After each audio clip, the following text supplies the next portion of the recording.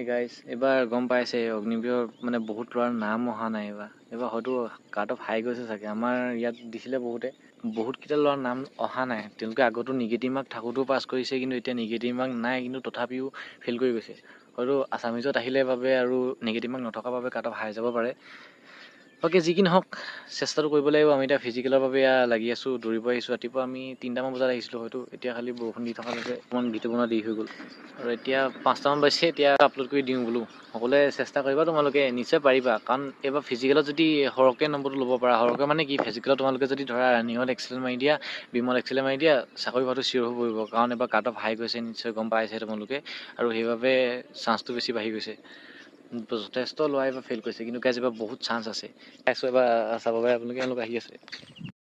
Guys আমাৰ এই দুজনে দৌৰি আছে, মই দেখাইছোঁ ৰ'ব দেই।